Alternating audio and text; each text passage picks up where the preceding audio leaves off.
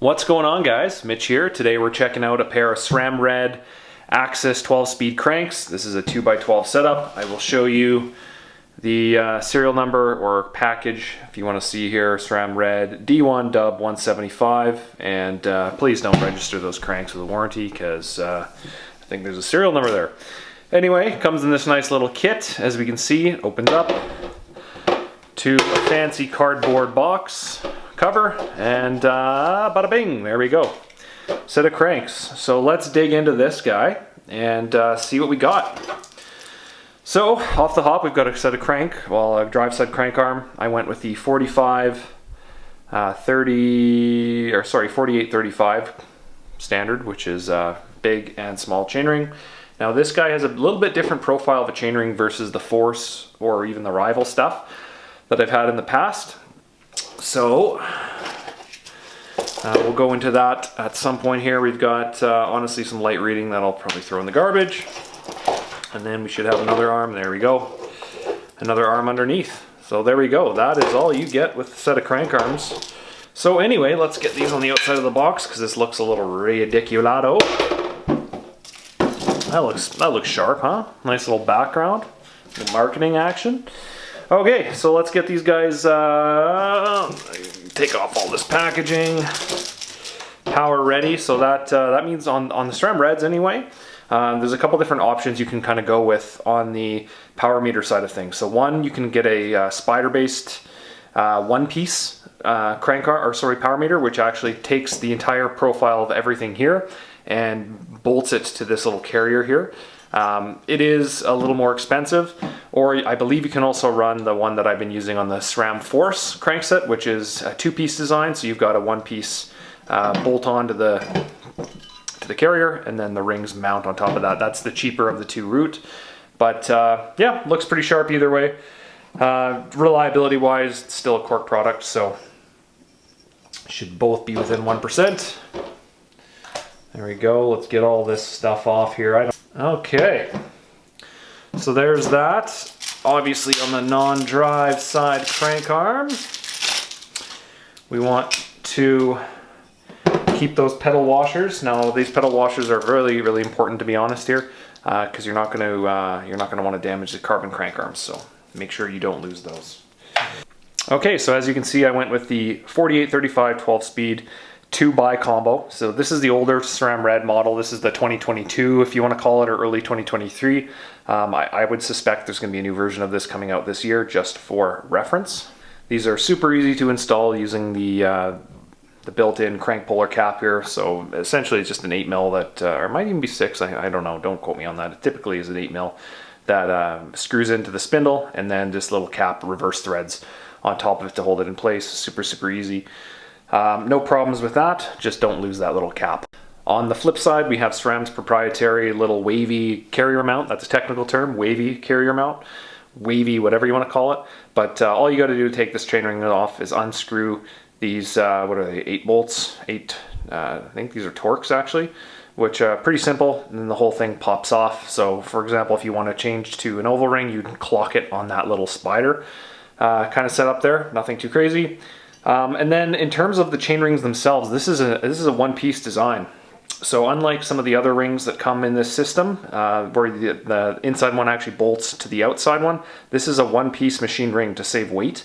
So Sram Force to Red, crank arm to crank arm, they're very similar weight, but you're making up a lot of the difference in weight on the actual chain rings themselves. These are more expensive to replace, but let's be honest, you should be able to get around 30,000 kilometers out of a set of these chain rings.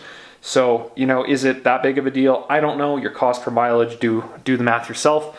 If you're like me, you got a great deal on this. So it really didn't make a whole lot of difference.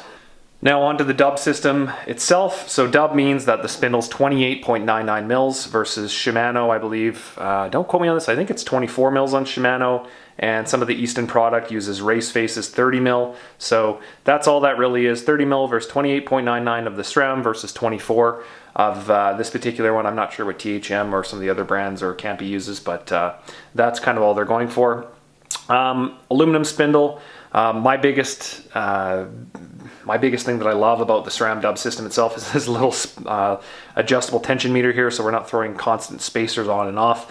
trying to adjust the tension out. We loosen this little bolt on the bottom here, and it's threaded on the crank spindle itself, so we just turn that to take up the space that we need. I am using this with a ceramic speed bottom bracket, so I will have, I have to look at the calculator online, but I think I'm putting 1, maybe 2 different spacers on these in the 1 mil. I'll have to double check before I install. But that is kind of it. Remember, when we are clocking the chainring, to put that little tab against the crank arm itself. That's to prevent chain drop, to damage the crank arm. That is something that a lot of people forget, myself included. Anyway, that's a quick overview of the crank arms themselves. I'm going to throw these on the S-Works Tarmac SL7 project bike here and walk you through it. But honestly, it's a very, probably 60-second tutorial. We're just going to install it and then take up some space with some spacers. Bottom bracket's already in the frame, so nothing too crazy. Really excited about these cranks, and let's get them on the bike and keep this project rolling. Alright guys, so I've got the bottom bracket in, and checking online, it's with this particular ceramic speed bottom bracket and Sram Red AXS Cranks. I believe it is a 1 mil non-drive spacer and a 3 mil drive side spacer. So that's what we are going to do and see how things work out. Now on the crank arm, obviously make sure that your spacer is all the way backed off. So we're going to loosen that off and just kind of make sure that this guy, see how it moves like this. Hopefully the camera's going to zoom in and show that, or at least pick that up. But you can see how I turn that and it's adding distance to the spindle, or I guess taking away distance. So just make sure that's backed off and give yourself a little bit of room so that you have somewhere to put this in. So we're going to grease up the spindle here and put it in the bottom bracket and get ready to connect it on the other side. Like I said, so we're going to throw the 1 mil spacer on this side, which is what Ceramic Speed recommends. So there we go. And there we go in the frame. And then on the non-drive side, it's saying 3. So we're going to throw that here.